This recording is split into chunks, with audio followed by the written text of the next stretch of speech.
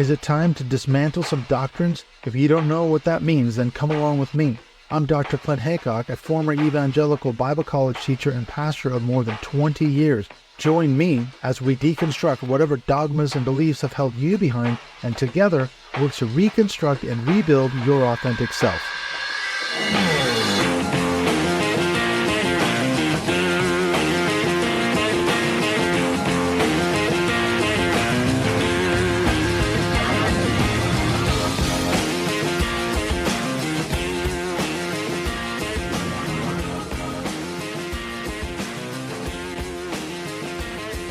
I'm really happy to be connected with Mikee Bridges. I guess you're in Seattle now, but you were in Portland. We were talking just before we hit record. We must have crossed paths somewhere. So welcome to the show, Mikee. Thank you for having me. I really appreciate being on. Yeah, I'm curious. We have had to have crossed paths at some We point. had to, because you're a musician. I played in Seattle bands for 10, 11 years, but this was back in the late 80s, early 90s. So this would have been back in before the grunge scene exploded, and I was playing in Christian metal bands in Seattle. So what were you doing around? Were you doing around at that same time? I'm from Southern California, but I moved up to Oregon for 14 years to Portland. Right. So I went up to Seattle and all that kind of stuff and have a lot of friends in the music scene. But being in Christian rock or Christian alternative rock, a lot of heavy stuff, a lot of metal, a lot of punk, a lot of thrash and all that stuff. But we ran in all those circles in Seattle and Portland. But I live in Southern California. I moved back down. Oh, right. I thought you were saying, you're not in Seattle anymore or Portland. No, very familiar with Portland though. And I was there too back. My first club that I opened up in Portland was 1989. And then I did 2 more clubs in Portland. So you may have played for me. We may have played at one of your clubs. Was it for Christian Rock Club? Yeah. I'm sure we played there because we played a couple times in Portland. We played the Portland Coliseum. We actually opened for Larry Norman. That was my big claim to fame. There was an all-day music fest, and we were one of the bands. I say we opened for him, but we were just one of the bands on the bill. We were toward the end of the show, and he was the headliner, obviously. And then we came back down. We played some clubs somewhere in Portland. I think off the back of that gig, we got another show. So it might have been your club. Could be. You never know. Yeah. I did that. And I also did a music festival called Tom Fest, which was kind of an alternative Christian rock and art music festival, all that good stuff. And did that for 14 years outside of Portland. So yeah, I remember the Tom Fest. Tons of bands and so many people came through, but interesting. Full on ministry, Christian rock. Oh yeah. I was into the whole, we never played the Tom Fest, and I never went to the Tom Fest. However, I did go to Jesus Northwest. Oh yeah, man. Did you ever go to that? Oh yeah. I had a booth there for Tom Fest. Yeah. That's where we cross paths. That wasn't my scene. Like that was a little too, I don't know. I wanted the harder. Yeah. I wanted the harder. God bless them. Yeah. No pun intended. Yeah. They did their thing good. It was a cool thing, but it wasn't my thing.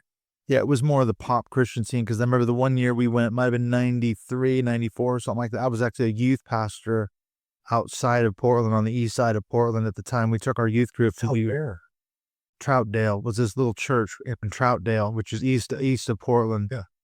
Yeah. So we were youth pastors there. And then the headliner that year was DC Talk, which is ironic, of course, because of all the news about Michael Tate just blown up not too long ago. Have you followed that story? Yeah, but being a musician, I was in some bands too and toured a bunch and all that kind of stuff. When you see that other side of people, that not the facade of the Christian, like altar calls and I'm perfect on stage and everything, but when you see how people really are, you're not shocked.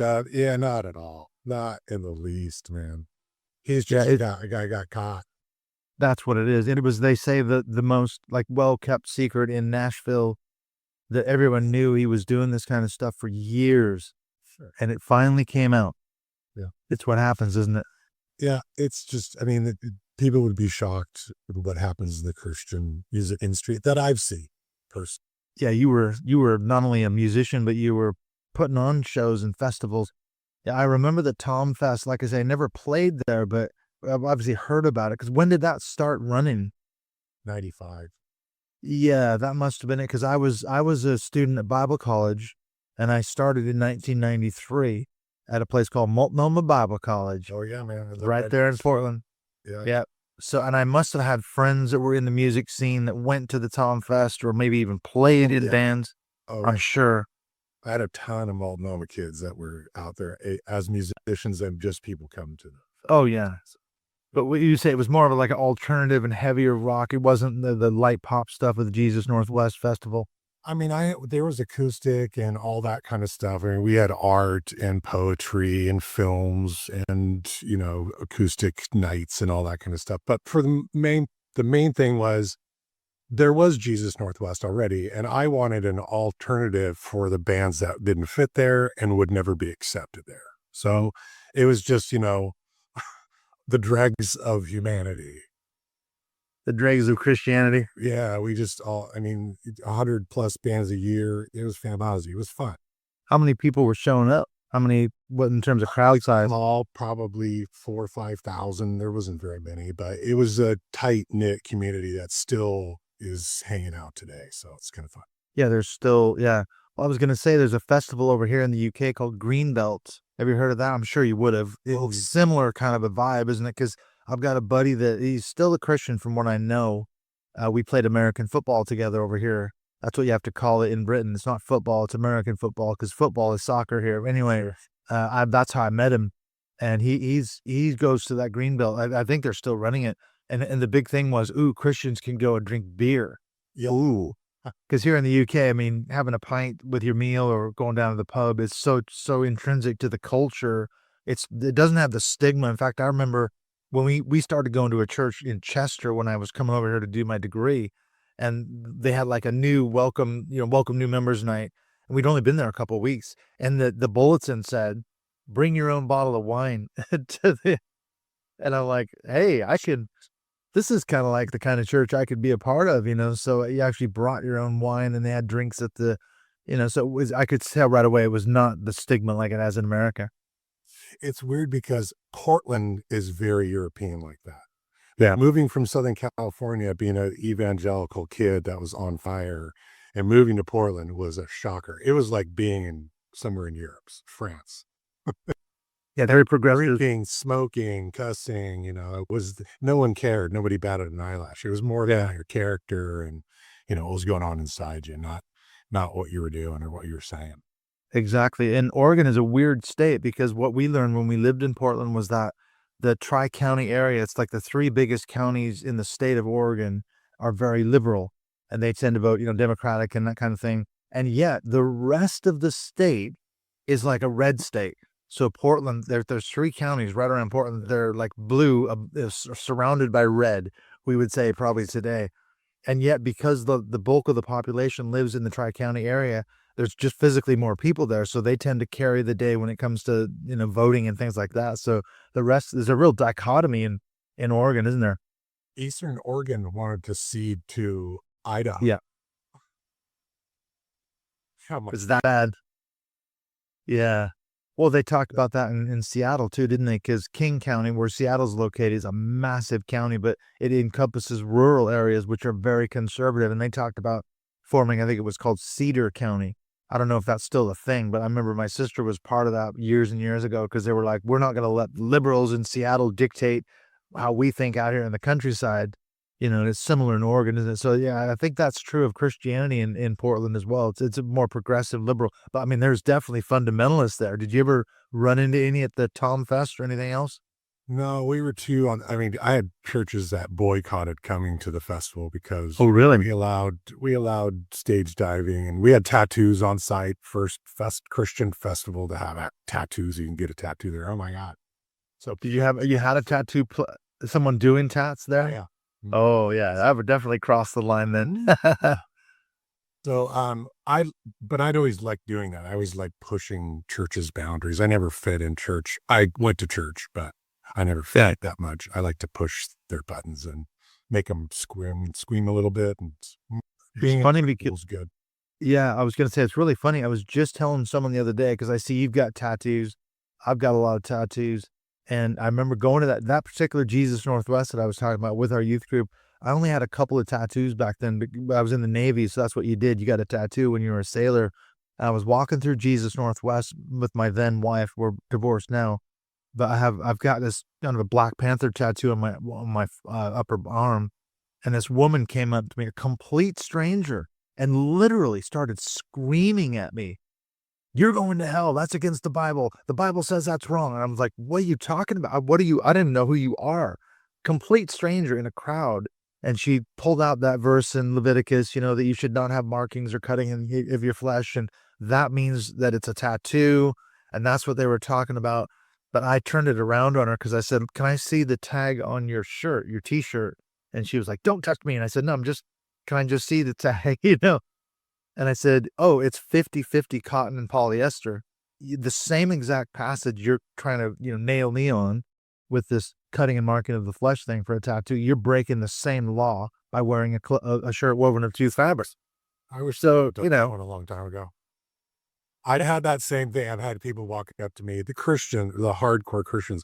I had one pastor lady come up to me and in a group say, I would never get that anything put on my body because my body's the temple. And I know that disgusts God. Whoa, lady, I'm like right here. Disgusts God. I'm standing right here. Yeah. Wow. Yeah. Yeah. Better Christians, people.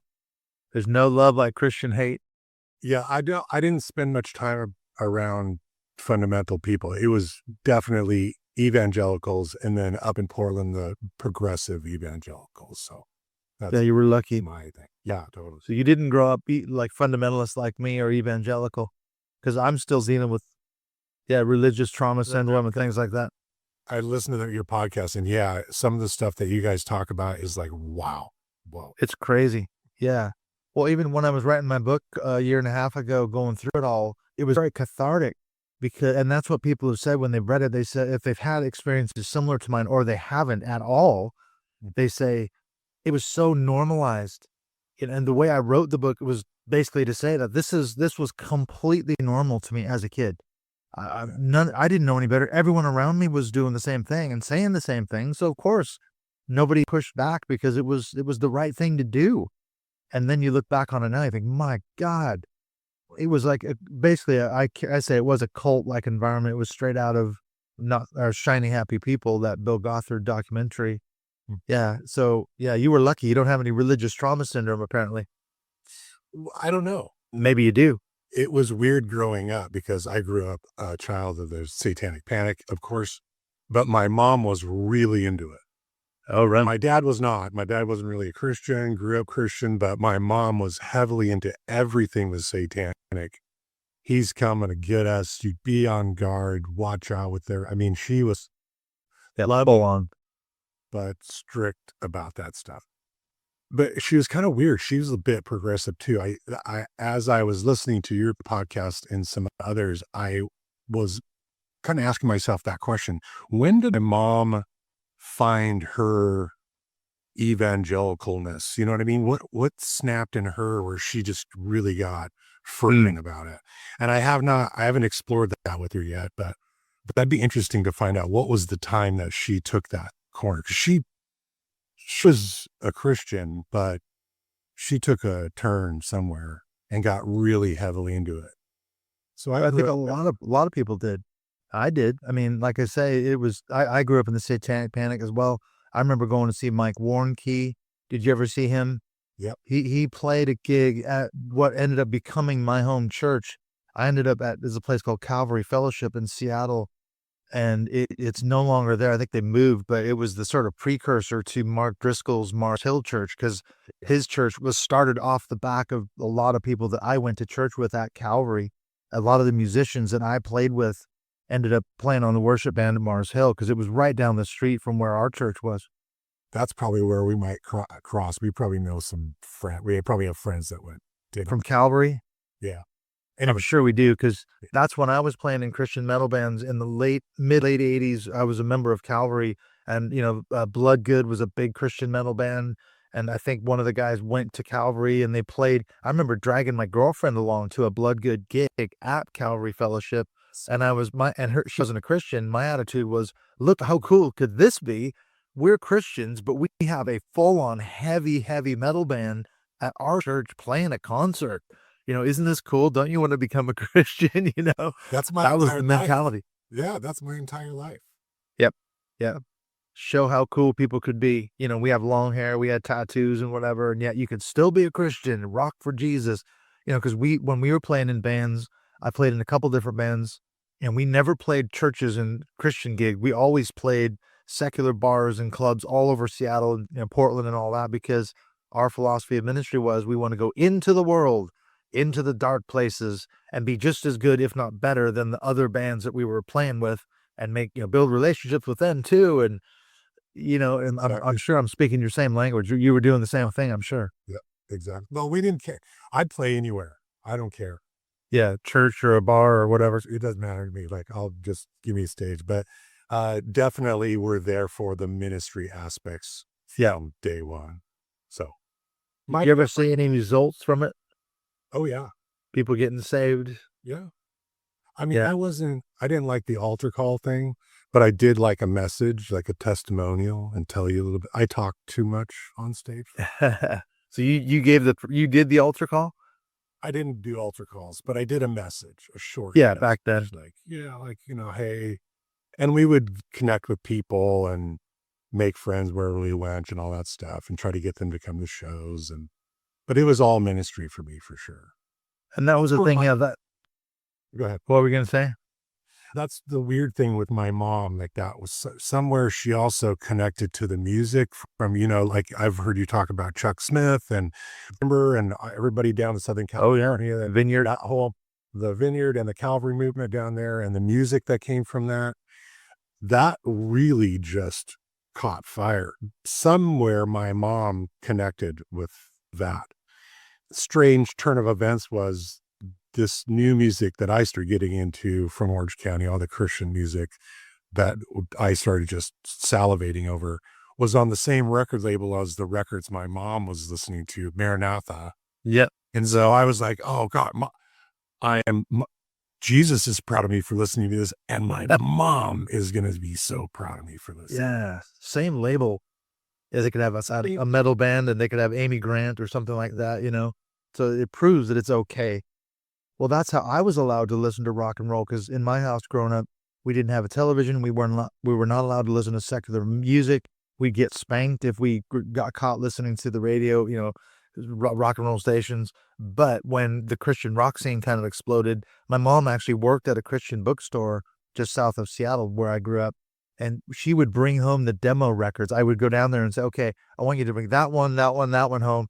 She'd bring them home, and my dad had one of those hi-fi setups where you could put the record on there and then burn it to a cassette.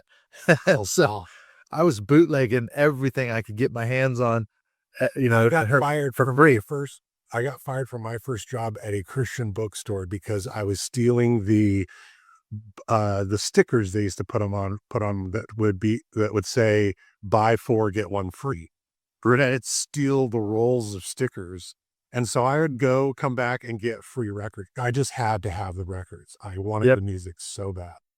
So that's what it was. Because I was burning illegal bootlegs of these records. And then all my friends were like, hey, and the cool thing about this setup that my dad had, not only could you record from a record to a cassette, it was a dual cassette.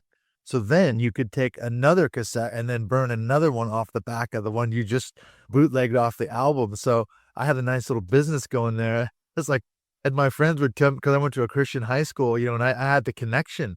It was like, hey, if you want a free Christian rock album, he's the guy, Clint's the guy to see. His mom can bring, it might take a week or so. Yeah, I was like a backyard dealer of Christian rock cassettes, like open up my jacket. I've got all these, what do you want? Daniel Amos, Resurrection Band, Stryper, Petra. We went to all those concerts. Daryl Mansfield. We went to every one of them concerts religiously. And I would drag my non-Christian friends along to try to get them saved. That was all part of the deal, wasn't it? Absolutely. I was the same. My thing, though, was I wasn't fundamentalist. I actually did this to myself. I didn't listen to secular music on my own. I didn't want to. Oh, really? I'm not going to listen to it. I don't want to watch, anything rated R. I put all those rules on myself, thinking, well, I'm going to stand up and be this righteous guy. And, oh, I found all this, like you just said. You have this punk rock? Well, I have this punk rock. You have this metal? Oh, I have this. Exactly. And It's let me Christian. show you. Come to my show. Yeah, it's at a church, but we have a circle pit and, blah, blah, blah. And that was my ministry. Like, I wanted that so bad. Music. But I put those rules on myself and wanted to just live that way. Screw the devil. I wanted to punch the devil in the face, Yeah. So fuck that guy. I'm not going to listen to his music.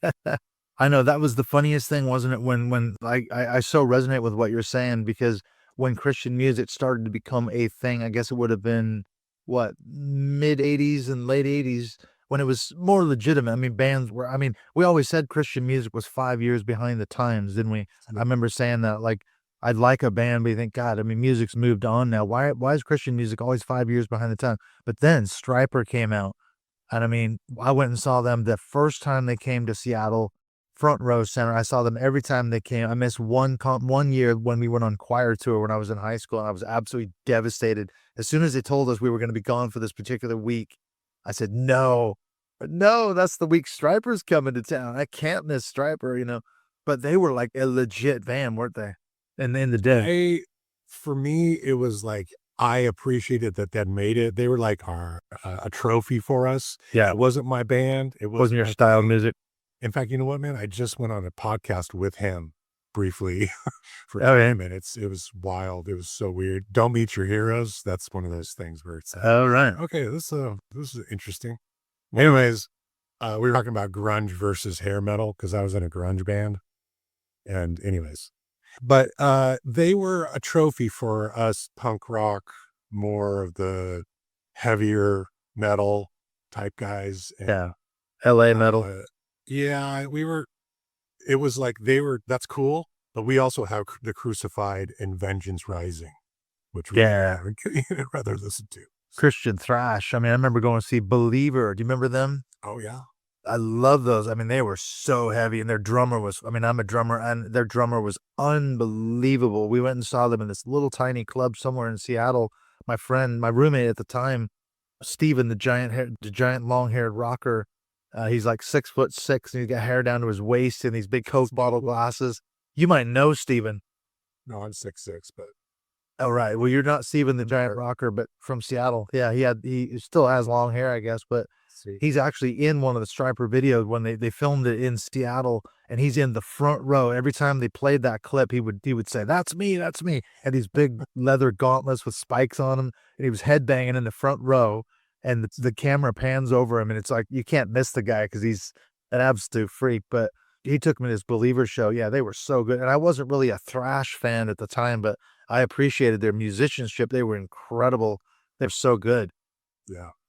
The bands that started coming out of Orange County in the 80s, the early 80s, if not the late 70s, were super influential to me in high school because of the Satanic Panic, because of wanting to punch Satan in the face, and then hearing these new bands that were coming out of Orange County, and they were different and weird and new. And, like you said, most of the time it was behind the times, but these guys were doing something, not just Stryper, but there were a whole bunch of new innovative bands that were coming out that were like, whoa, what is this? But the combination of those things clicked me into wanting to be a full-time minister somehow, some way, using music. Right. And I did that for all decades and did some other stuff too, but decades. And that's when the shit hit the fan. Yeah. Years later.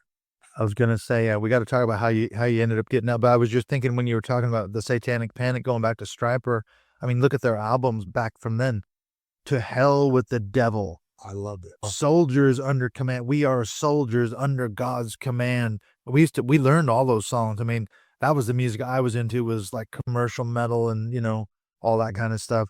And so, yeah, I can remember playing those songs, singing the songs, had all the cassettes in my car, blah, blah, blah. I mean, and I was fully bought into the whole spiritual warfare.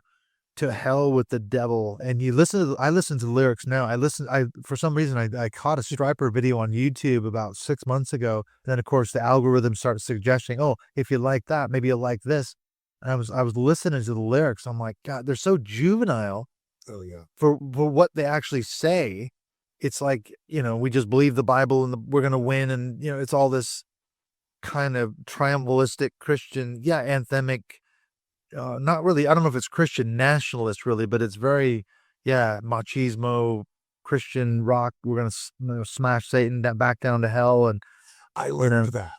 And the bands that I was listening to were also a little bit militant about wanting to cut the devil's head off, yeah, and that was appealing because it was like aggression, and I can use guitars and drums to fight the devil. yeah, Yes, man. I'm hell yeah. I'm in. way in. Oh, and that's, oh, go ahead. Go ahead. I was just going to say that when you talk about your philosophy of ministry, wanting to get into the music industry on some level, I mean, I can so resonate with that. Like we were saying before, the idea that you could be cool, you could still be a Christian, you could rock for God, whatever style or genre it was, and it was something you could legitimately invite your non-saved friends, schoolmates, coworkers, whoever they were. If they said, "Oh, Christian music is shit," you say, wait a minute, you haven't heard of this band? And we're playing a gig down the road next week or whatever, and you wouldn't be embarrassed by having your friends show up and they'd hear the gospel. Because I can remember, like I said, I took my cousin to so many shows, Petra and Resurrection Band and all this, and he went forward at a Resurrection Band gig when Glenn Kaiser did the altar call, and I went up with him and I'm like, this is it. This is it, because he's gotten saved. My cousin that I've been trying to evangelize for years, literally. They live right next door to me in Seattle.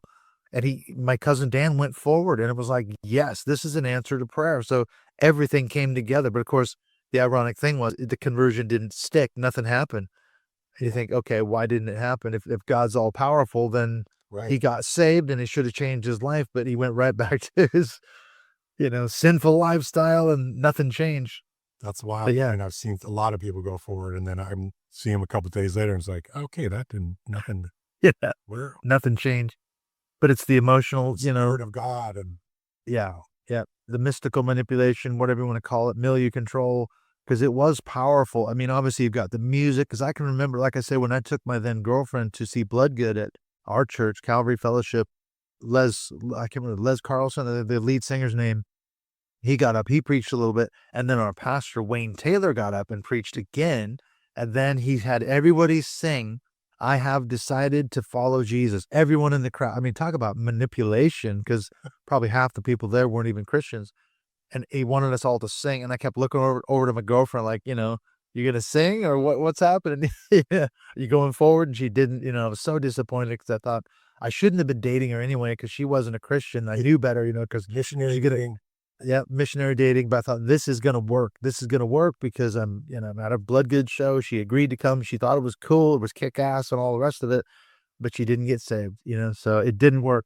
I had the same experiences too. That was a little bit, I don't know. I didn't like that kind of stuff. I didn't like the altar calls. I didn't like the cheesiness. I didn't like the messages or the promoter or the youth pastor, whoever's having us Oh, yeah. getting up and Gotta get up there. it's like, hey, just let us handle it and it'll be cool. And I promise you, we'll still give a message, but it's going to be a little bit different. But we were after it. We're just trying to cut out the cheesiness. However, I look back at my own bands and our records, and yeah, it's pretty cheesy. Yeah. Because it wasn't then, though.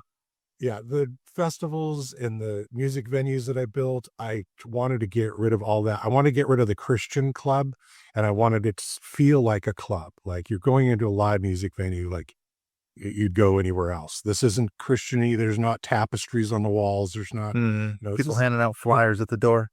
yeah, it's a dungy club, and it's Yeah, rock and roll typical club. rock metal club. No, I liked that aspect of it. I like to push the buttons of the church. Meanwhile, still ministering. I really wanted to be out where Christians weren't, where they wouldn't want to go. And in Portland, it's easy to hang out with junkies and prostitutes and transgender,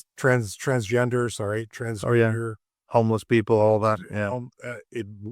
Regular people, black, white, Asian, Hispanic. Portland was a melting pot and a non-judgmental one, which I really enjoyed. So we got rid of a lot of the fat, I guess, and just wanted to be authentic and love Jesus and show somebody a different Jesus.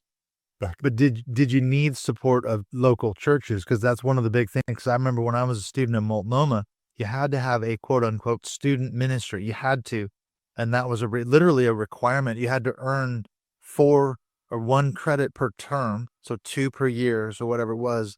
And if you didn't have it, you literally couldn't graduate.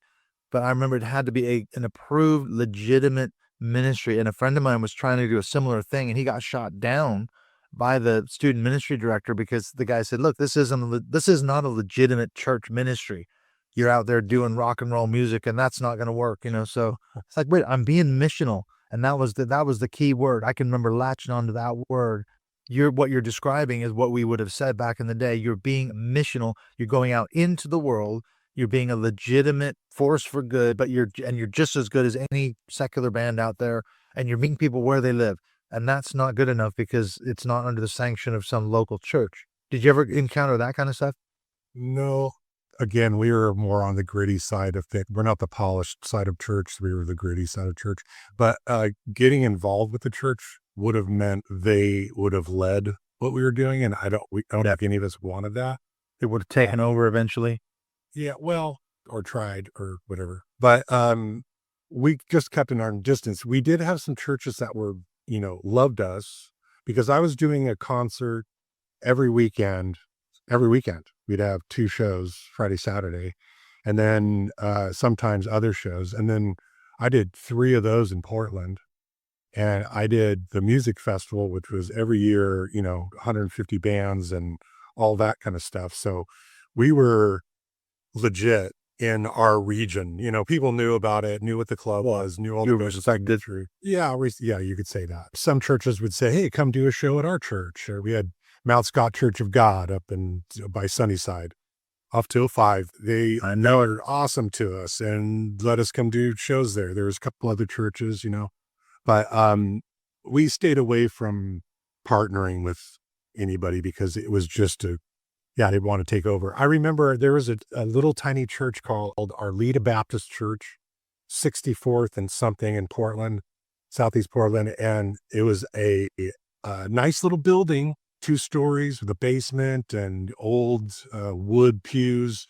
This church was dying. They had about 12 members and they were all over 70, I believe. Yeah, they were literally dying. And there was no one else coming. And they had this gigantic basement. And they were doing some concerts trying to do some concerts.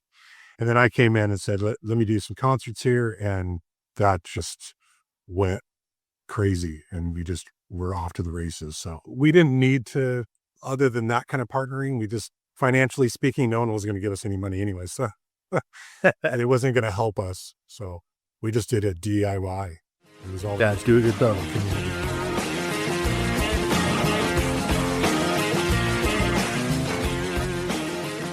We'll be right back in just a few minutes in the second half of this conversation with Mikee Bridges, from Christian rocker to losing Jesus, his best friend. We're going to talk about how that happened in the second half. We're going to break down Mikee's deconstruction, where he's at now and what he's doing currently, from Tom Fest to his newest project. So I think you'll be interested to hear part 2 of this conversation, as I say, just coming up here in a few minutes. I just want to let you know what's coming up here in the next few episodes here on the Dismantling Doctrine podcast.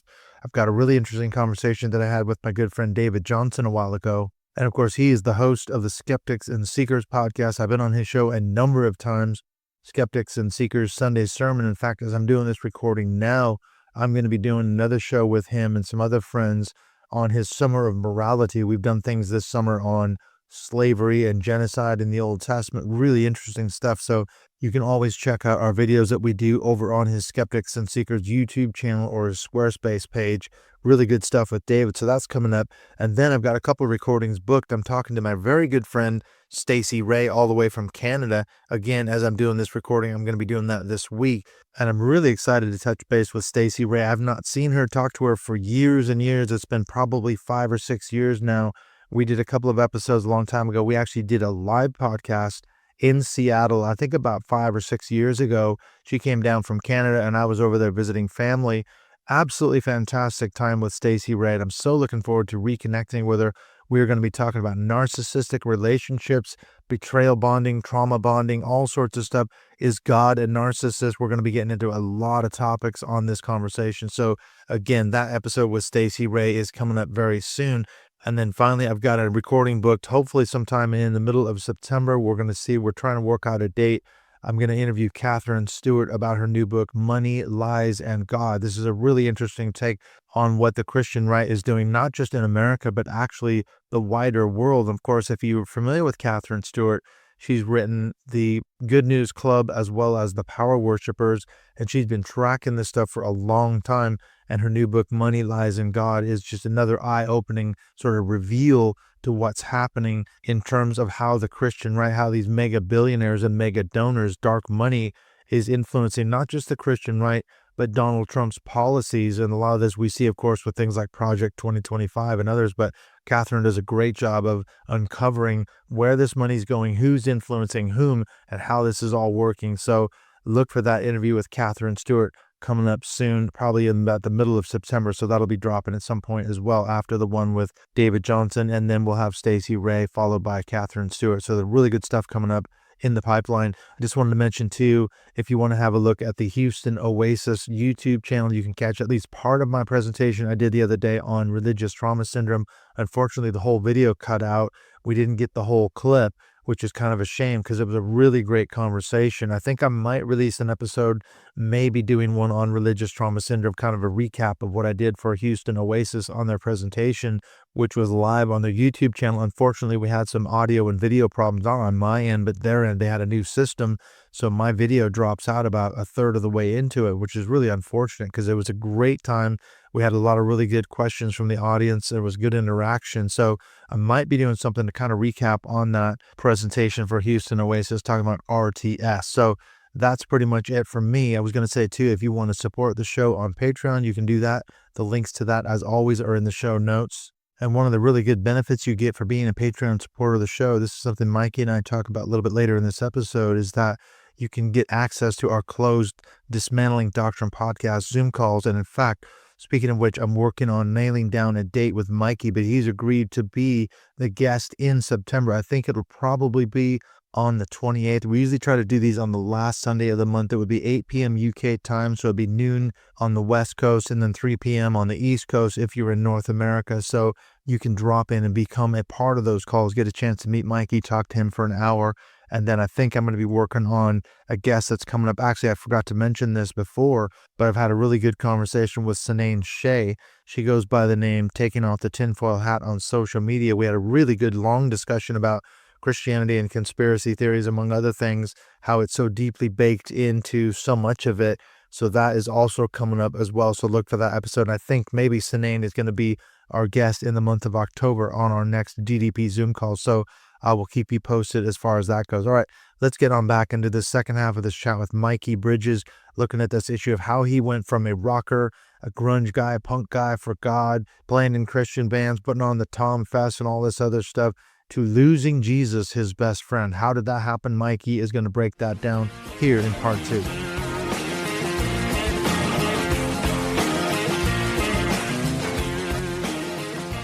So what happened? Okay, so you said you didn't really have religious trauma syndrome, or you're not necessarily identifying it yet, but when you said the shit hit the fan, what actually happened? Was this the beginning of your deconstruction, or what actually went down? Well, I spent a lot of time in the music part of ministry, like full-time ministry. So at home in Portland, I was regularly doing the clubs and doing some off shows and being a promoter, doing the festival. And I was also in a band. The reason we did okay with the venues and the music festival to start was because I was in a band that got signed to a record label called Tooth and Nail Records, and they were really popular back in the day. Yep. Seattle based, aren't they? Yeah. Yep. And we were early signing with them. So we're kind of like some of the grandfathers of that label. But all of us were friends, all the guys that were getting signed at the time. It was when grunge was exploding, secular music was exploding, and, Nirvana hit the scene and everything. So this label took off, and they were signing, putting out records, lots of records, and some other labels too. And I happened to be on one of those and was grateful to be, because I'm not a very good musician, but got to do At that. least you can admit it. I faked it for a long, long time, but a lot of my friends were in the popular bands of the day because they were all getting signed and everybody had records. So I'm like, hey, come play for me. I have $200, and I didn't have to call a manager. We were all Mhm. friends. Yeah, And just so, friends, bands. yeah, we're still friends to this day, which is awesome. But that morphed into I did a few more records. I did more records on another label with another band and got to tour and evangelize all over the United States and played with tons and tons of bands, lots of festivals, played those kinds of events that you're talking about where there's big crowd and they switch from this punk rock guys to now we're going to sing a hymn. Oh yeah. That's just, or the cheesy host guy that is so out of place. And hey kids, what about skateboarding? And how, can you show me a trick? Yeah, we're gonna shred, man. Yeah. You picked up a few words from the kid. I'm down with the kids. And now let me tell you about Jesus. I came home from tour one day and I had it and I put my guitars away and Hmm. I put them away for years. I didn't touch them for Wow. years and years. That's pretty extreme.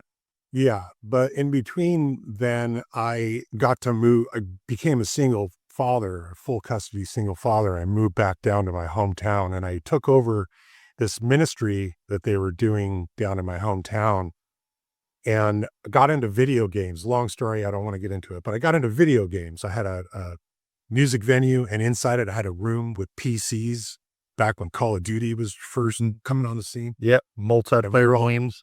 They were networked together, so these kids loved it. So, hey, ministry and video games. Let's build video game centers and have kids come in and yeah, okay, you get if you memorize this verse, you get a free hour. If you memorize a paragraph and then we have a talk about it and you write something about it, you get a free day. Wow. And we had Bible studies called GameChurch on Thursday nights, and we just kind of centered around video games and stuff. And it was just the kids that came into the video game. And it was cool too. It was decked out. It was really nice. It wasn't cheap. Yeah, It wasn't was legit. yeah. And it was a legitimate business too.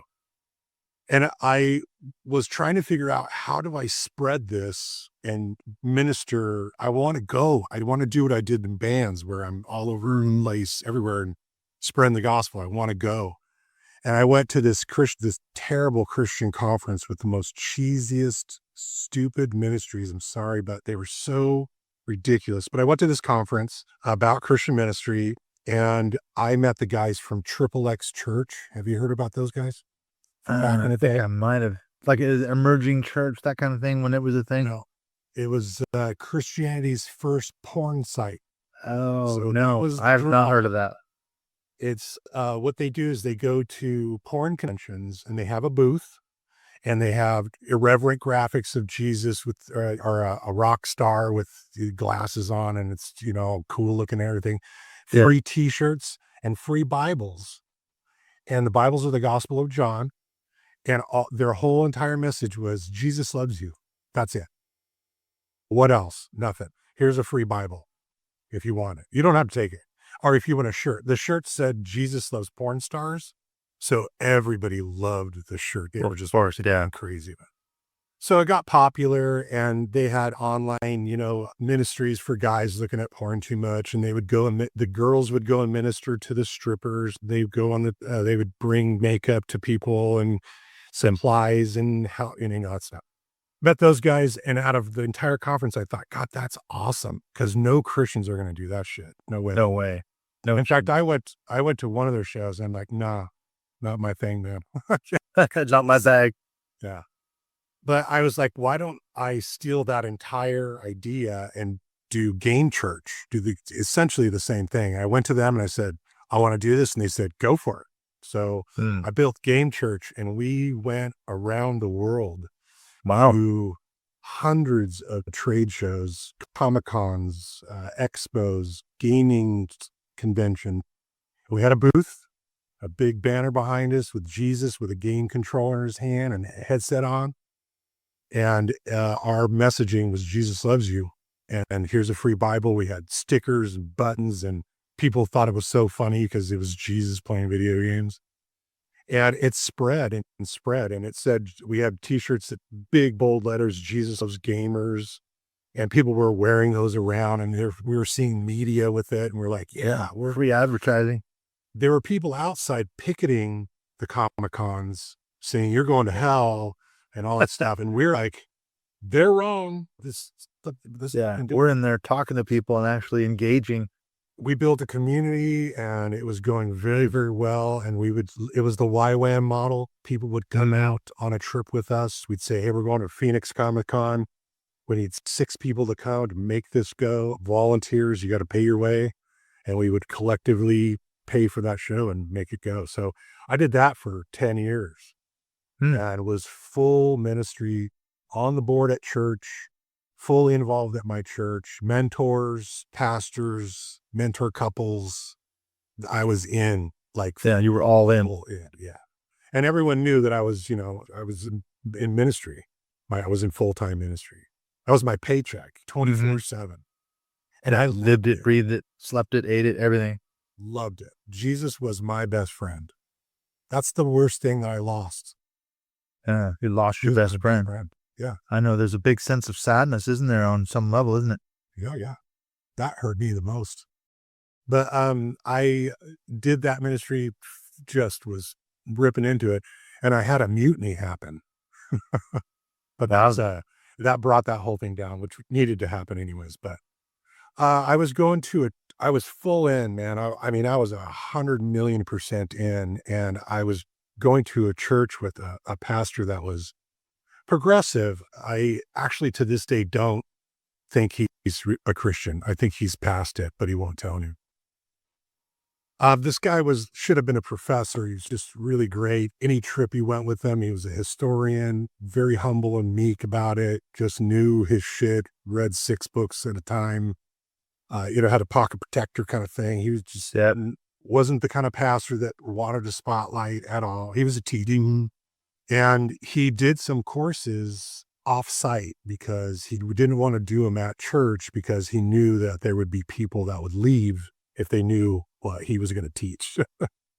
And what he taught was contextual, whatever, Genesis or Revelation, whatever book, he went through it contextually and really spelled it out. And he used my building one night for study on Revelation, and he started breaking that down, and my jaw dropped. I was like, no. Wait a minute. This isn't how you read this. To it, I'm like, there's no rapture? I know the Left Behind series is cheesy and stupid and everything, but I read every one of those goddamn books. Oh, yeah. I was raised on A Thief in the Night. Yeah, man. I loved that shit. Yep. So I thought, I was all, you had your friend, on the harmonic atheist. Oh, yeah. The harmonic. He was talking about that. Tim Mills. Yeah. Like heaven, like everything it's going to be like. That's so wonderful. Oh yeah. Way before and Jesus, my best friend, hanging out with me. Oh yeah. For eternity. But hearing that there was no rapture and my pastor backing that up with breaking down what Revelation really was about. Yeah. Pretty solid evidence. Yeah. And I couldn't deny it. Yeah. I was like, oh shit. Well, I did. I denied the rest of it. But that you'd have to. The cognitive dissonance. It wasn't a crack. It was more like my house had moved off the foundation, but I still wanted to deny it. Like, right. It was like, it wasn't even a crack. It was bigger than that. You had some big problems. Yeah. You could still live in there though for a while. You can get away with it for a while. Literally, my paycheck was coming from my ministry. I was getting paid decently. I had kids, 4 kids, a wife. I had adopted my stepkids. I had my own and house, all that stuff in ministry. Yeah, very well in the community for the Christian stuff, and knew all the pastors in the area, that kind of stuff. And then Revelation. And I started to see the Bible as a form of governance as well in my reading. And then he did another study in Genesis, and it was over. Genesis to Revelation. There's too much here. now I need to go find out what this all is. And so I just went on a dive, and no one knew. I was doing this quietly. I had some questions. I questioned one of my friends. I could tell I went too far with one of my friends because I started to question, and him and I were in a band together, and we had just done a project together, and I was telling him like how I was feeling and, some of the questions I had, and I could see him kind of like backing up a little bit and just, whoa, those are probably not questions we ask, and I was like, yeah, that broke me. That really broke the dam, and everything else from that point was just erosion. Yeah, you Everything eroded away. just couldn't do it anymore. Yeah, your finger was in the dike, but then all of a sudden the whole thing collapsed. How ironic. You had a revelation in the book of Revelations. Right. I mean, yeah. It's so funny because I can remember teaching a class at our church years and years ago when I wasn't even a pastor. I was just one of the elders before I was pastor on the book of Genesis. And I was trying to explain some alternative, like sort of like your professor, pastor guy, some alternative readings to Genesis chapter 1. And I dared make the suggestion that maybe that Genesis chapter 1 doesn't say that the earth was created in 6 literal days, that maybe the earth was billions of years old and it sat there for a long time. And then God decided to start doing something. And the firestorm that caused, I had people shouting at me, literally shouting at me in the classroom. And I was totally unprepared for it. I went in there thinking, this is interesting information. This is just a possible explanation. I wasn't saying this is the right way to read this text. My God. Yeah. And they went to the elders and complained and said I was teaching heresy and all the rest of it. I mean, so yeah, you can see the doubling and tripling down. Don't you dare suggest. So you had the opposite. You would have been one of the ones that said, wait a minute, you just blew my whole universe out of the water. It's interesting too, for you coming from fundamental background and me not, still having that same experience, whereas you have kickback, even in very progressive circles. Even, a lot of these guys got into all those pastors that came through, that Rob Bells and, all those guys. Very progressive Christians, evangelicals, still a lot of pushback on contextual teaching. Like, here's what it truly meant here, guys, or we're reading this all wrong. We're teaching it all wrong. Like I just went down the rabbit hole and started going deeper and deeper. The one funny video I watched, which was really mind opening for me, was a silly animated one called Satan's Guide to the Bible. And it's kind of funny because the way they do it, it's entertaining, but I really liked it because it pointed out a lot of discrepancies. And if you have any cracks, it's a great thing to go down because it starts explaining you're not crazy. This is literal here. This is what this is here. It makes complete sense if you read it like this. Here's some things that you should look at. Here's who God really was. If we go back and look at his brain, who he is. I just went down that and I couldn't come back. Once you see it, you can't unsee it. I have friends of mine saying, I'm praying for me and you'll see soon, I pray that your eyes are, there's no way I could go back to that. Yeah. The scales have fallen from your eyes. Yeah. I had a similar kind of experience when I was doing my PhD over here in the UK. I did my doctorate on the book of Ezekiel. And I did a super deep dive into the book of Ezekiel, studied all the commentaries, and you had to get really, really into it. And the more I realized that the God of the book of Ezekiel is a horrific, abusive character. The stuff he has Ezekiel the prophet do, at one point he kills his wife and says, Ezekiel, I'm going to kill your wife tomorrow. You've done nothing wrong. And in fact, you've done everything I've asked you to do, which is some really crazy shit. I'm going to kill your wife and you're not going to be allowed to mourn for her as an object lesson to your fellow exiles here in Babylon. And when they ask you, Ezekiel, why aren't you crying? Because your wife just died. I killed your wife. You're going to say to them, well, this is, God's work and this is what's going to happen to you. And you're going to turn into a sermon opportunity. And that was kind of what broke me. It was like, I can no longer in good conscience serve and worship that God, if indeed that is the true God, as it were. And I just, once you see that, you're like, Wow.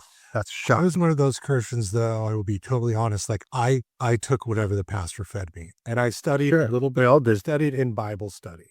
I didn't go and study the Bible, you know what I mean? Really, really get into it. It was just me doing whatever the sermon was or what we had on Wednesday night or our guys, night Bible study at the pub, going over some passages. It was never a deep dive of what is this, where does this come from? Who wrote it when it was written? Yeah. The Now backstory. that I've gone backwards and there's so much good information out there about who wrote what, or do we know, and when it was written, like just thinking about it nowadays, like if I wrote a text about something that happened 150 years ago, given what's happening in political times right now, my skew is going to be there. And that Sure. skew is You're going to have a in the bias. Bible, and that you can hear that bias in scripture. So it's fascinating and wonderful. I'm more intrigued by the Bible now than I ever was. But In a different sense. I was a shallow Bible study guy for sure. Till Yeah. But the thing is, from my point of view, I came at it from the whole inerrancy, inspiration. The Bible contains no errors of any kind. Not a crack can be allowed to appear. So you have to defend everything, including the genocide in the Bible and the slave owning in the Bible. And there's always an answer for everything. And God never gets blamed for anything and all the rest of it. And we just did a deep dive the other day, my friend David Johnson and I, we looked at 10 biblical justifications or Christians' justifications for slavery from the Bible. And we went through each one.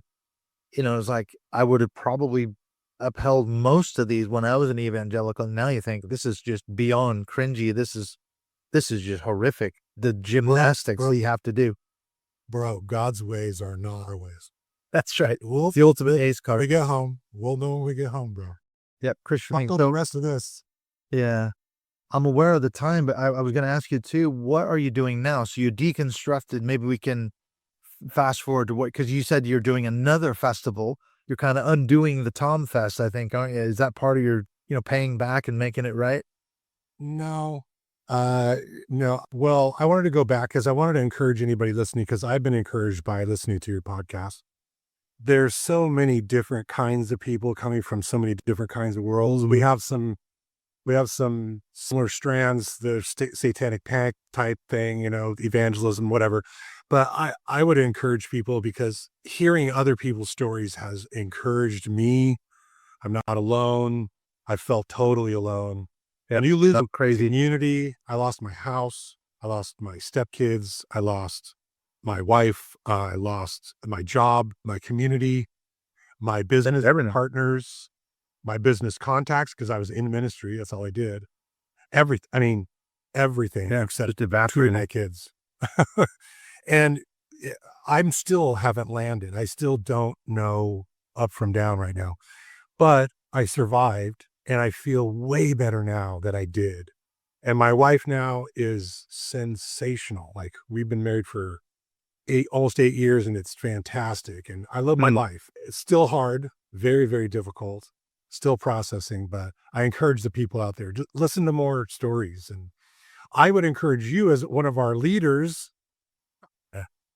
we need a conference of some sort. We need to, We do, yeah.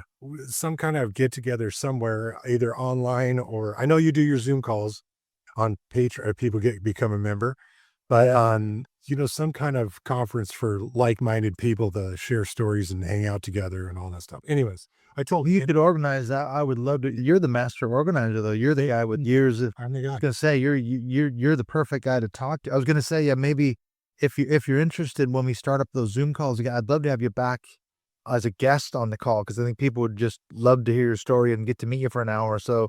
It's a great way to connect with people in that community, because I agree 100%. We're built for community, aren't we? And we lose that. And I thought what you said was really poignant. You lost Jesus, your best friend, and it kind of reminded me. It's like being in a relationship. The person you fell in love with, maybe a couple years later, you're not in love with that person anymore, and you break up and you go your separate ways. You get divorced or whatever happens, and you think, what happened to that person that I fell in love with, that I was so in love with? That's gone now. I really deeply regret the loss of that, but it's gone. You can't get it back. I mean, it's not going to happen, is it? Yep. You just have to deal with it, move on, and you need support for in that community, I think. That was tough. Like I talked to him every day. Like I've talked Yeah. to him. I had discussions with him. I went through stuff with him. There wasn't a time when I was, doing something that I didn't have him in my head. Just, it was a weird thing maybe for me. But as for now, so I don't take up way too much of your time, I went from full-time ministry to like that whole career was gone. I mean, Yeah, it was another 10 years and a parachute at the end and, all that a stuff. rapture up. Yeah, rapture up. I was supposed to get, whatever, but all that was gone. So I've been kind of piecemeal my way trying to figure out who I am now because I lost my identity. It was gone. That's because everything was in that. So I'm still trying to figure out who I am and what I can do for a career. And here I am, 55. But on the fun stuff as a hobby, I did TomFest for 14 years in 4 different states, and lots of bands came through and lots of people came through. And for the 30th anniversary, I didn't want to do a music festival. I'm too old I went to a music festival last October and I'm just like, get me the hell out of here. Yeah, I can't do this, Not man. for me. Give me a hotel room and all that. Yeah. How about sleeping in a tent on the friggin' ground? I've been there, done that. That's a young man's game, isn't it? Because of building GameChurch and going to all these conventions, I said to myself, why don't I marry a festival with a convention? So we're actually doing something. The festival is called TomFest. It stood for The Other Music. It was actually a joke. We were trying to name it, and one of my friends said, name it Tom or Frank. And it was like, ha, ha, ha. And we're like, yeah, TomFest. Actually, that works. So we did that. But this is called TomCon for convention, and it's 60 plus musical artists, guests that are being interviewed in front of an audience with a moderator. And then we have some late night music, some really special late night music. Some legends from the 80s and 90s are coming back to play some music on top of 2 days of listening to basically a podcast with a bunch of people on it over and over in front of it. Very cool. So, and where is this going to be? When and where is this going to be? October 24th and 25th of 2025 in Orange County at the Crown Plaza, Costa Mesa, in the Promenade Ballroom. And how much does it cost to get into this gig? $150. I mean, that's cheap at the price, man. For what you get, was it 2 or 3 days? It's going to be a very intimate event. I've been to a couple of reunions from some buddies of mine that did some shows. And standing in some of these rooms down here at the Hard Rock, I was rubbing shoulders with some of the heroes of my teenage years. Guys that were on the walls of my bedroom are standing there at, this reunion show. And I'm like, they're talking to me. They remembered my name or something. And it's just like, whoa. And I will like that experience for people coming to this thing. So it's not like where they're going to go and listen. That's it. You go, you listen, you hang out with your hero, you talk to them, you tell them a story, you get a signature, take a photo with them. It's a big, giant meet and greet, which never happens. So after $150, there's nothing in it, is there? That's absolutely a screaming deal. I would love to be a part of that. That would be so cool. Yeah, that would be great. I'm hoping, I'll have to think about my schedule because the problem is I'm a teacher over here in the UK, so I'm stuck with the academic calendar.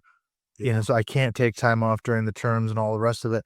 It's only when there's breaks and stuff like that. So I'll look at those dates and see what I'm doing. Maybe I could fly out to California. I'd love to be a part of that. That would be just cool, wouldn't it? It's historic. I mean, I've got a band, kind of like Ringo Starr does his, all-star bands. We have an all-star band from the 80s that is insane. I mean, literally it's insane. Like I'm giddy thinking about it. So yeah, it's fun. Who's actually getting up on sstage? Well, it's like the other high school reunion. Yeah, I mean, it's like the gig just the other day. I mean, as we're doing this recording now, Ozzy Osbourne just died a few days ago. I know this recording isn't going to come out for a while, but what a legend, man. I mean, because a friend of mine went to that gig in Birmingham, and it was just as we're doing this recording, it was 2.5 weeks before he died. And he said Ozzy was fantastic, and the lineup was unbelievable. The bands and the solo artists that were there, and then Ozzy turned around and died just a couple of weeks later. You think, how rock and roll is that? So you're perfect. You're right up there, man. Yeah, it's perfect for him. That's awesome. Yeah. Yeah, I hope some people come out. You can find, you can find TomCon on social media and all that kind of stuff. I'm sure we can put it in your Yeah, I'll notes put or the link whatever. in the show notes. We'll definitely promote it. But yeah, so that's what I was gonna say. How can people find you if they want to just connect with you personally? They say, okay, I want to talk to Mikee. What's the best way? Should they just go through the TomCon links and find you through that, or what? I'm on social media at Mikee Bridges. It's Mikee Bridges, like it sounds. So I'm all over the place. I don't post a whole lot, but every once in a while, Yeah, people might grind kids. yeah, okay. So Kids. thank you so much, though, Mikey. It's been a great. It's like a catch up almost. I swear we I must have. been friends. Yeah, yeah. I know. Yeah. In another life, we probably would have been playing in a band together, Christian metal band or Christian something, rock and worship band or something. But I was gonna say, let's keep in touch because I want to find out more about your idea. I like the idea about let's do something. Yeah, let's do something. Maybe we could do like a big group Zoom call and just get loads of people in because I've got lots of people I could think of that would want to be a part of that. We could put a panel together very easily of ex-evangelicals and ex-cult members and whatever, and just have a great. I think we could have a fantastic time. There's a conference in there for sure. And there's Definitely. ways to do it if people can make it there. There's ways to do it where it's easy and cheap for everybody if everybody is working together to do it. So I've been thinking about just listening to some of the other podcasts Yeah, on this subject. definitely. There's some good leaders out there that would be cool to put in a room and, listen to them talk for a little bit. And then, I don't know. Yeah, Meet. there's a way to do it. I've been in conferences before. I was on the conference on religious trauma with my good friend Janice Selby a couple years in a row, and it was okay. It's supposed to be held out of Vancouver, BC, but because of COVID, we just obviously moved it online, and that actually was better for everyone. You didn't have to worry about hotels and getting to Vancouver, blah blah blah. And I just jumped on the Zoom call and I did my session, and people jumped on from all over the world. So it's the way forward. I think it's just cheaper, easier, quicker, rather than putting it on. I'd love to sit down with you in a restaurant at the hotel and have with a pint and Yeah, with there is people too. There's something to be said about that. That's true. Because once the hour-long Zoom call's over, then I log off and I'm going back to my life over here, and then I can't just sit down and have that pint with whoever wants to talk. Because I love that kind of stuff. Yeah, I agree. There is something profound about that. So at some point, either you. Conversations too, how they snake Oh yeah, people, letting that go instead of it being something that's recorded, but just organic discussions about these kind of things. Like-minded people in a room together. absolutely. Yeah, I've had similar experiences because that's one thing I do miss. Because I used to go to Seattle quite a bit, and every time I'd go, I would always try to gather 8, 10, 12, 15 people. We'd go out to a restaurant for that exact experience. And I would just say, anyone who wants to come out, we're going to be at such and such restaurant on this day at this time. If you can make it, great. 10 people, 5 people, it didn't matter if we had 20 people or 5. We had a fantastic time, and I do miss that. So yeah, I think you're on to something for sure. So yeah, I'll send you an email. We can talk about what we can do. But I'm really I'm excited about your idea. Yeah, so thanks so much, Mikee. I'll hit you up too if you want to come back and be a guest on the Zoom call when we start it up. But yeah, we'll definitely keep in touch. I've met a new friend here. Thank you so much, man. Take care, and I will speak to you soon, man. Have a good one. Okay, man. Thanks.